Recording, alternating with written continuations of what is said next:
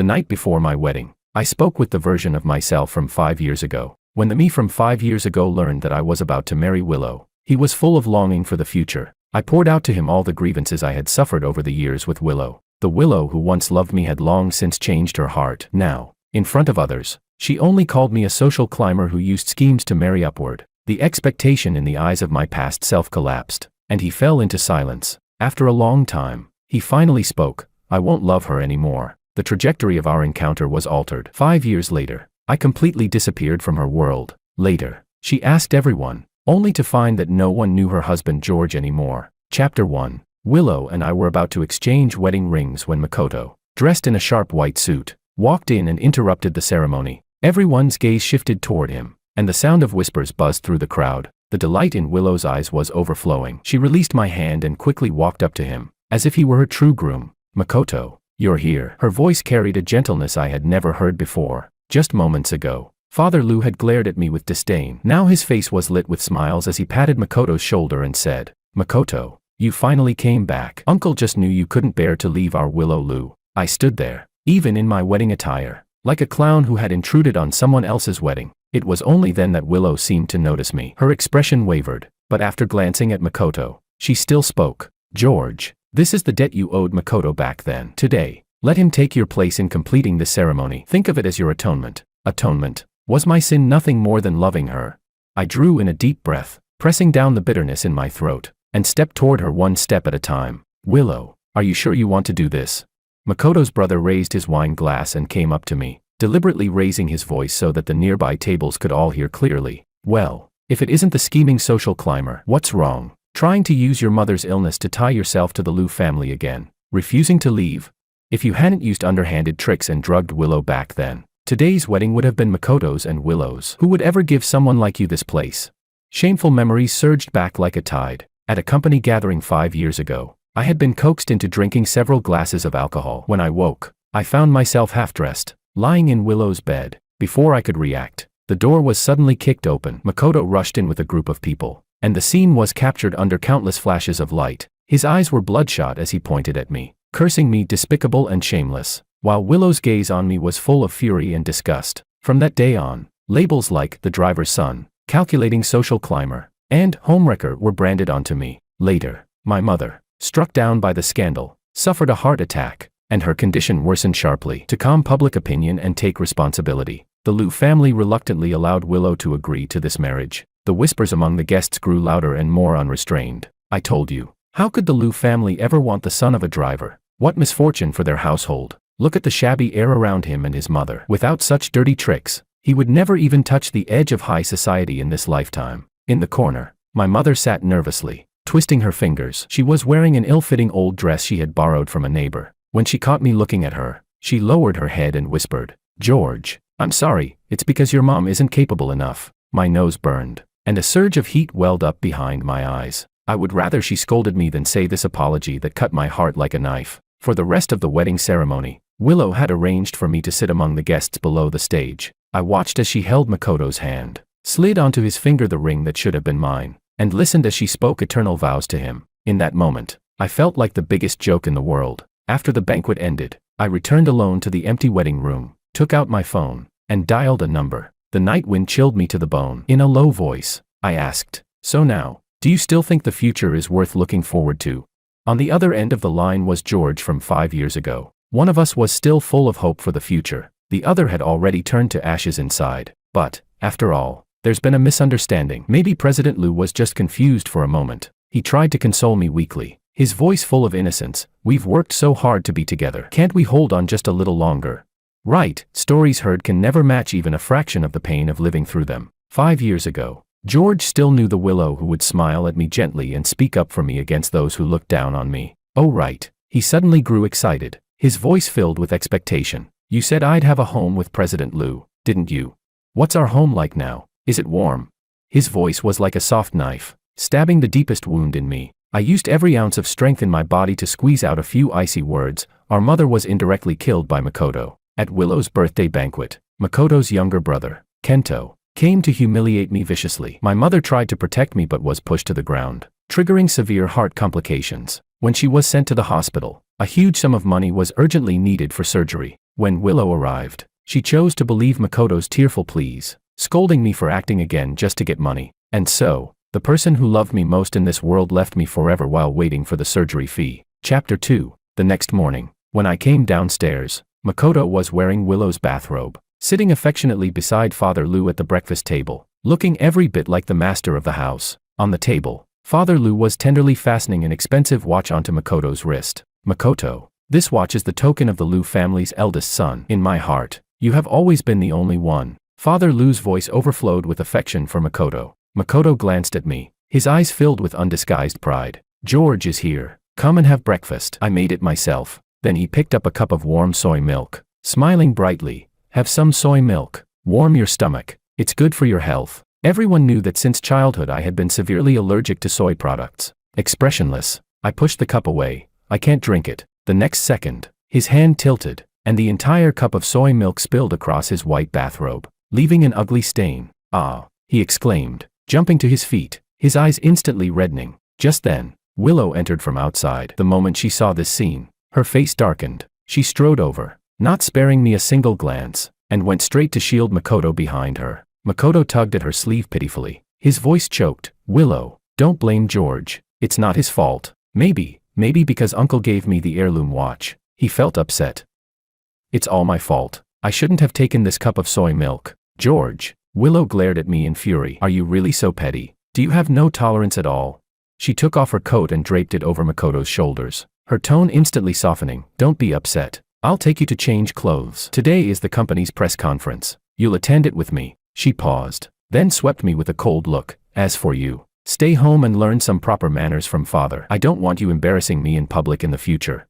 I was left alone in the empty dining room, like a criminal awaiting judgment, listening to their intimate laughter as they went upstairs. My heart sank little by little into the abyss. In the afternoon, I numbly turned on the TV. The financial channel was filled with news about the Lou Group. At the press conference, Willow stood side by side with Makoto, a handsome man and a beautiful woman, like a perfect couple. A bold headline scrolled across the screen: "Lou Group's future president's husband makes his first public appearance, 5 years of longing finally rewarded." The accompanying picture was from yesterday's wedding, showing Willow with Makoto in his white suit. Meanwhile, I had been photographed sitting among the guests, my expression desolate. I was her legal husband, yet the one at her side in the ceremony was not me. Makoto's social media account immediately liked and reposted the news, and the comments section erupted. "George's dream of marrying into the rich is shattered. Scheming social climbers deserve this ending." Our Makoto finally endured until the clouds parted, taking back everything that belonged to him.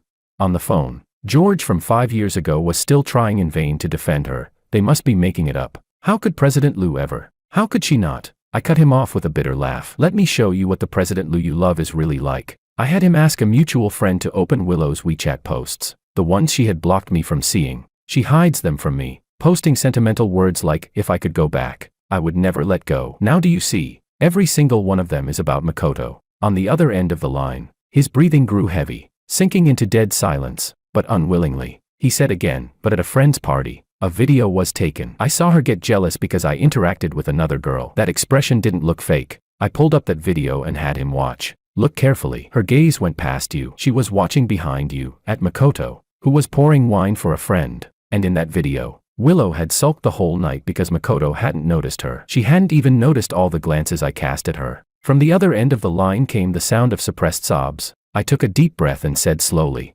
word by word, "George, let's make a bet. If Willow once again makes me suffer humiliation for Makoto's sake, then you lose. If you lose, you must stay far away from her and never look back. That way, I would never again have any entanglement with Willow. Our lives were meant to be two parallel lines. Never meeting her, that would be the most perfect ending." Chapter 3. Late at night, Willow came home reeking of alcohol. I pushed the signed divorce papers across the table toward her. "Willow, let's get a divorce." Her bloodshot eyes locked on me. Then she let out a sneer, swatting the papers aside so they scattered across the floor. "George, what game of playing hard to get are you up to this time?"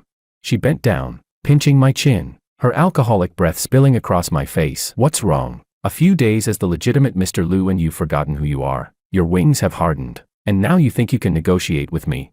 I don't want to live like this anymore. I'm giving you back to Makoto, so you two perfect lovers can finally be together." My voice trembled despite myself. "Don't want to." She let out a cold laugh, then suddenly stood up and kicked over the coffee table. The items on it clattered and shattered on the floor. She grabbed the photo frame from the table, our only picture together, taken years ago to placate her parents, which she had been unwilling to shoot even then. A scheming social climber like you who clawed his way up with dirty tricks, what right do you have to say you don't want?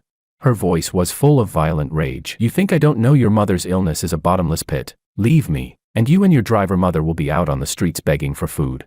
Before the words even faded, she hurled the frame at me. Instinctively I raised my arm to block it. Glass shards instantly sliced my forearm, and blood surged out in a rush. She didn't even look at me. She only yanked at her tie impatiently, turned, slammed the door, and left me standing in the wreckage. Blood dripped onto the floor, but I felt no pain. I picked up the phone from the table, my voice calm. You heard all that, didn't you? Still not ready to give up.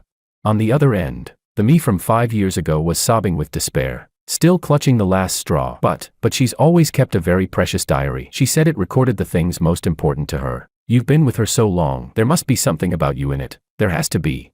He kept deceiving himself. Maybe she was just drunk today. She didn't mean to hurt you with those words. She must still care about you. I numbly walked to the study, took out the spare key from her locked drawer, and retrieved the diary she treated like a treasure. I opened it page by page, reading it aloud to him. Today at the library I met Makoto. He wore a white shirt, like a prince. Makoto's smile can melt the whole winter. If only I'd been braver back then. Would the one by his side now be me? Makoto, I miss you so much. The entire diary was filled with her love and longing for Makoto. Not a single line about me. My 5 years of devotion and companionship weren't even worth a mention in her pages. Have you given up yet? I asked softly, as though speaking to him and to myself. On the other end of the line, there were no words, only the small, broken sounds of despairing sobs. I looked at the ugly wound on my arm and softly declared to him, George, you've lost. At that moment, something inside me completely died. According to local tradition, the third day after marriage is the day of returning to one's parents' home. I begged Willow almost humbly to come with me to the hospital to see my still hospitalized mother, just to ease her worried heart, perhaps out of a flicker of guilt from last night's violence. She frowned but agreed. A faint spark of hope ignited in me. Yet I waited the entire morning at the hospital entrance. From sunrise to the blazing noon sun, all I received was a text saying she couldn't make it because something had come up. I gave a self-mocking laugh. Once again, I'd been deluded. I walked into the inpatient building alone in disappointment, only to be met at the stairway by a scene that made my blood run cold. Makoto's younger brother Kento was barging into my mother's hospital room, his face twisted, shouting at my frail mother in the hospital bed, even reaching for her oxygen tube. Stop, I screamed, rushing forward, but it was too late. My mother's already fragile body was struck by overwhelming shock. The heart monitor blared its piercing alarm before flatlining into a straight line. Chapter 4. I trembled as I threw myself to the bedside, crying out for a doctor. The red light outside the emergency room lit up. The doctor told me my mother was in critical condition, in desperate need of a highly risky surgery, but the family had to pay a huge fee immediately. I called Willow like a madman, my voice hoarse. Willow, Kento provoked my mom. She's dying. She needs surgery right now. Please, I'm begging you. Help us. Please, just cover the surgery fee first. I'm begging you. On the other end, Willow's voice was unnervingly calm, even tinged with impatience. George, what trick are you playing now to gain sympathy? Makoto fainted from food poisoning and is in the hospital for tests. The money has to be kept for him. How could you curse your own mother just to get my attention? Or is this another ploy to frame Makoto's family? I'm not. Everything I said is true. I broke down, screaming into the phone. Willow, why won't you believe me, just once? Enough. She cut me off impatiently. I've had it with you. I've already notified finance. Your mother's medical bills are cut off. My Liu family does not support useless deadweight. The call ended, and my world collapsed in that instant. My mother was already dead, just 1 minute before Willow ordered the bills stopped. Whether she stopped them or not, what difference did it make now? The police soon arrested Kento. Makoto knelt before me in tears, begging me, saying his brother was just momentarily confused, that he had just entered university and had a bright future, pleading with me to show mercy. And Willow slammed down a pre-drafted letter of forgiveness in front of me, commanding, sign it. I lifted my empty eyes to her. Perhaps she felt her actions were too harsh, for her tone softened, but her words cut even deeper. George, you were also at fault back then. If you hadn't stirred up all that trouble, your mother wouldn't have been hated. I looked at her cold face, and for the last time, weakly explained, how many times must I say it? That night at the party, I really didn't drug you. But she turned a deaf ear, dismissing it as another lie. Sign the letter, and everything in the past will be erased. We'll forget it all and live well together. Live well. What about my mother's life? Under Willow's pressure, I signed it. She left behind a promise to make it up to me later. then went to comfort Makoto. I handled my mother's funeral alone, then returned to the Liu house. At dawn, I leaned over Willow, watching her sleeping face. Beautiful, calm, without a trace of guilt, she slept so soundly, peacefully. I whispered to her, and to myself, Willow, goodbye. We'll never meet again. I told the me from 5 years ago everything that had happened. I knew that in his heart, just like in mine, there was only deathly silence. After a long pause, he finally spoke. I won't love her anymore. Tomorrow, I'll refuse the job offer. I'll delete all her contacts. The past had been rewritten. The future deserved to be remade too. Willow woke from a chaotic hangover, her head splitting with pain. She instinctively reached out to touch the space beside her, only to feel the cold sheets. She frowned, a wave of inexplicable irritation rising in her chest. That man, was he playing another game of running away from home? He was becoming more and more presumptuous. Willow went downstairs, only to find the entire house eerily quiet. All of George's belongings seemed to have vanished. She didn't think much of it, and drove straight to the company, planning to deal with him later that evening. But all day, she felt restless. She stormed into human resources, demanding sharply, "Where's George? He didn't come to work today." The HR manager was startled, staring at her in confusion. "President Liu, who are you talking about? Our company doesn't have any employee named George." Chapter 5. How could there be no record? Willow's face instantly changed. "He's been working at my company for 5 years. He's the son of the driver my father recommended." The manager flinched under her shout and hurriedly pulled up every employee file since the company's founding, from executives to interns, turning the records upside down. Finally, clutching a stack of documents, he shook his head nervously. "President Liu, there really is no such person. 5 years ago your father did recommend someone named George, but he declined the job offer on the spot." Willow's mind went blank. Fumbling, she pulled out her phone, her fingers trembling as she searched her contacts. She swiped back and forth several times, but the familiar name was nowhere to be found. She opened her photo album, scrolling frantically for anything related to him. The wedding photo she'd reluctantly taken, the secret snapshots he'd taken of her back, all of it had vanished without a trace, as if George had never existed in her world at all. Willow went mad, using every connection she had to investigate. At last, a simple file was laid on her desk. George, son of the Liu family's former driver, 5 years ago, declined the Liu Group's job offer. Later joined the Su Group 1 year ago, married Anna Su, president of Su Group, currently the husband of the Su Group's owner, father to a 1-year-old daughter. Anna, the woman who, back in university, had been like the sun, always shining warmly on George. The revelation struck Willow like a thunderbolt. She grabbed her car keys and ran out. She followed the address to the home where I now lived. When the door opened, I looked at the stunned, broken Willow outside. I was a little surprised, but more detached than anything. "President Liu," I said calmly. "What brings you here?" President Liu. That title was like a blade stabbing deep into Willow's heart. "George," her voice was hoarse, her eyes bloodshot. You don't remember me." I suddenly smiled, then turned my head toward the inside of the house and called, "Honey, we have a guest." Anna came out of the kitchen wearing home clothes, flowers still on her hands. She walked over, naturally slipping an arm around my waist, then lovingly took our daughter into her arms with a tender smile at me. Only then did she look at Willow at the door, polite but distant. "Ah, President Liu, such an unexpected visit. What can we do for you?" Willow glared at Anna with eyes full of rage, as if she might pounce on her at any moment. I gently leaned my head on Anna's shoulder. "By the way, isn't it time to change the baby's diaper? I think I smell something." From the nursery came the soft babbling of our baby. Anna laughed, kissed my forehead, and turned to carry our child inside. Willow staggered back a step. Looking at this dazzlingly harmonious scene before her, she finally broke down. She rushed forward, grabbing my arm, her voice hoarse and screaming, "George, I'm your wife. We've been together for 5 years, we just got married." She waited for me to respond, but I only silently pulled my arm free and took a gold-embossed invitation from the entryway drawer, handing it to her. "Next Sunday is my daughter's first birthday party. President Liu, you're welcome to come if you're free." Willow didn't take the invitation. She left, lost and broken. Chapter 6. In the days that followed, Willow seemed to lose her mind. She abandoned everything at the company, spending every day outside my home, desperately trying to use our past memories to awaken me, until Anna finally could no longer endure it. She threw our wedding photo in Willow's face and coldly warned, "President Liu, please respect yourself. The marriage you speak of exists only in your imagination. If you continue harassing my husband, I'll call the police." Willow stared at the photo, at me, smiling calm and gentle, and Anna, looking blissfully happy. She wanted to take out our marriage certificate to prove her claim, but her pockets were empty. Yes, that marriage certificate from the other world had long since vanished, along with the me from that world. When she returned home, she found the atmosphere strangely different. In the past, her father always praised Makoto, calling him refined and gentle, the only suitable son-in-law for the Liu family. But since that day, he never mentioned the Ito family's name again. "Dad, how's Makoto doing lately? Why hasn't he come by?" she asked tentatively. Father Liu reacted as though hearing something filthy. His brows furrowed, his face full of disgust. "Why would you bring up that scheming man? If it weren't for the old friendship I had with his father, I never would have let him go so easily. That kind of man who'll use any dirty trick to climb higher, dreaming of marrying into my Liu family. Impossible." Willow was completely stunned. In her memory, her father admired Makoto endlessly. How could his attitude now be so completely reversed?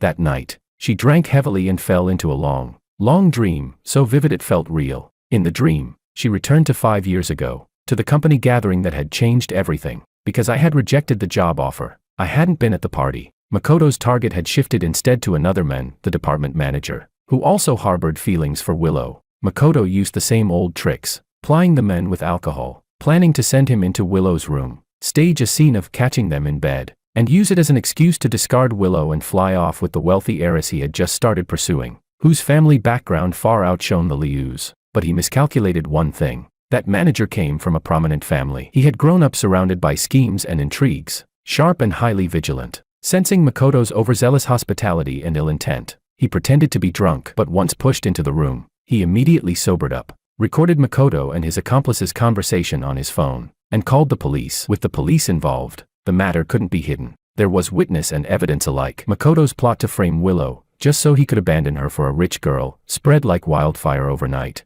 turning him into the biggest laughingstock in high society. The Ito family lost all face, and Makoto, branded as a manipulative social climber, was forced to leave the country in disgrace. As for Willow, the ordeal left her wary and disgusted with any man who tried to approach her. She came to believe that every man in the world only wanted her money and status, that they were all hypocritical and repulsive. But when the dust settled in the dream, she felt an inexplicable emptiness deep in her bones. Suddenly, she thought of the son of the driver, George, the boy who always quietly followed behind her, whose eyes were pure and shy, and always held stars when they looked at her. It had been so very long since he last came to the Liu household, and in her dream, Willow, like a bystander, watched another version of her life unfold. She saw that after graduating from university, I never came to the Liu home again, as though deliberately drawing a line between us. I had resolutely refused the lucrative job offer Father Liu provided, instead choosing to join Anna's tiny startup company, back then just a handful of people, and began working from the very bottom, as an assistant. Chapter 7. Anna, true to her name,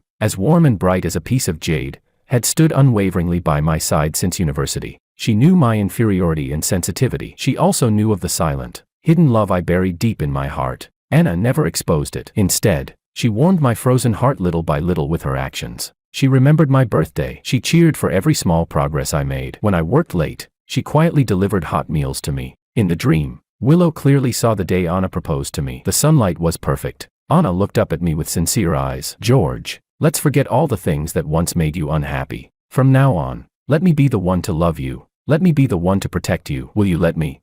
My eyes brimmed with tears, but I smiled and nodded heavily. Together, they started a business, fought side by side, and grew that tiny company into something strong and vast. They married, had children, and lived a life that was poetry. Willow woke from her dream with tears already streaming down her face. Two sets of memories, two different worlds, were colliding, tearing, and merging violently in her mind. And she finally understood, everything I had said was true. She remembered that in the other world, when my mother was gravely ill, I had knelt before her and begged, but she had looked down at me with a cold face and said, "This is the retribution you deserve." She remembered that when my mother lay dying in her hospital bed, clinging to life, she chose to cut off the life-saving surgery fees and medical expenses, just because Makoto had suffered a trivial bout of food poisoning. Again and again, I had turned to her with my last shred of hope, powerless, trying to explain, and again, she stubbornly and contemptuously dismissed everything as my lies and schemes. She had personally destroyed the boy who loved her more than anyone else in the world,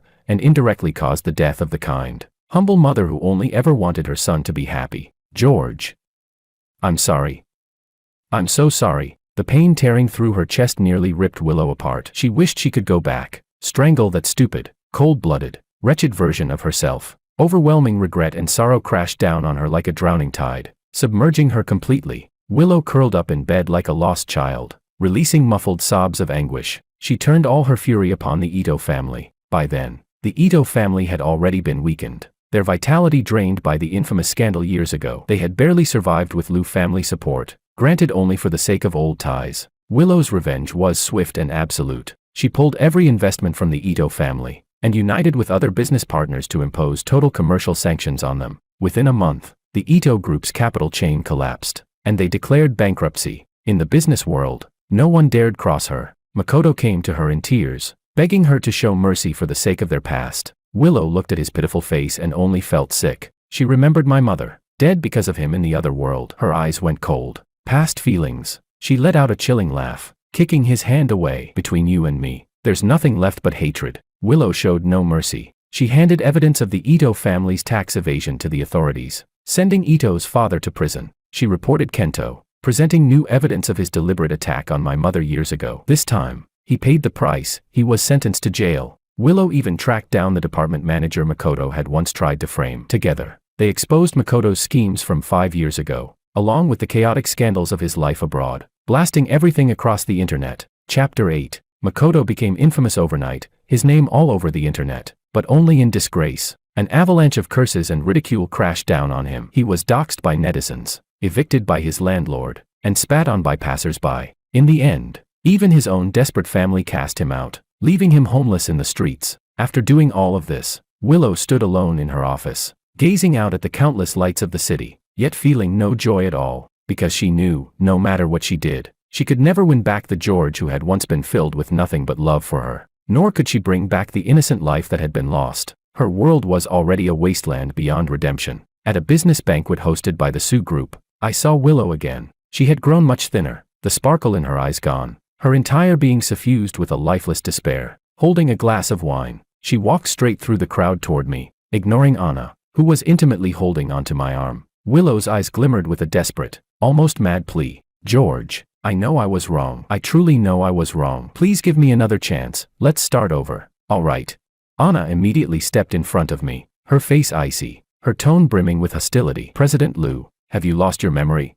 I warned you before, stop harassing my husband. I gently patted Anna's arm, signaling her to be at ease. Then I looked at Willow calmly. Willow, I bore the weight of slander and gave you 5 years, but what about you? You let Makoto cause my mother's death, and then forbade me from seeking revenge. On what grounds do you expect me to forgive you?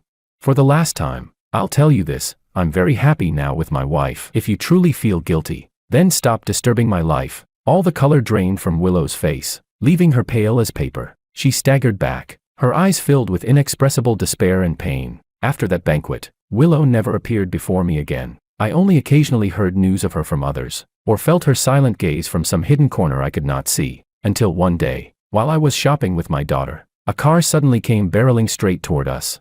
Behind the wheel, his face twisted with madness, was Makoto. It all happened too fast. I had no time to react, only to clutch my daughter tightly in my arms. But the crushing impact I braced for never came. At the last moment, a figure hurled itself forward, using every ounce of strength to push us aside. Bang! A deafening crash rang out as that figure was struck by the speeding car, flung violently into the air, and slammed onto the ground. It was Willow. Blood spread rapidly from beneath her body. I stood frozen in shock, my mind utterly blank. With great effort, she reached a trembling hand toward me, her lips moving as she used her final strength to whisper, George, can you forgive me? In the next life, can we? In her eyes flickered a fragile, faint light of hope. I stared at her, stunned. This was the last thing I had ever wanted to see, and though I was cold, I didn't want to lie to her. I shook my head, my voice soft as a passing breeze. Willow, the George who loved you died 5 years ago. The man I am now only wishes that in every lifetime to come, we will never meet again. The light in Willow's eyes went out completely. The wail of the ambulance siren grew nearer, but it was already too late. The doctor handed me Willow's belongings, a blood-stained, yellowed old photograph. In it was a moment in the university library, me, secretly watching her, caught by her camera in an unguarded glance. The handwriting on the back had blurred, but faintly, the words, my George, could still be made out. Her assistant told me that Willow had left all of her assets to me, calling it her compensation. I accepted the immense inheritance and donated it all to charity. At her funeral, I sent a bouquet of white chrysanthemums. In the name of a friend, the wind swept through the graveyard, scattering the last of the dust. From then on, mountains high and rivers long, all love and hate were laid to rest.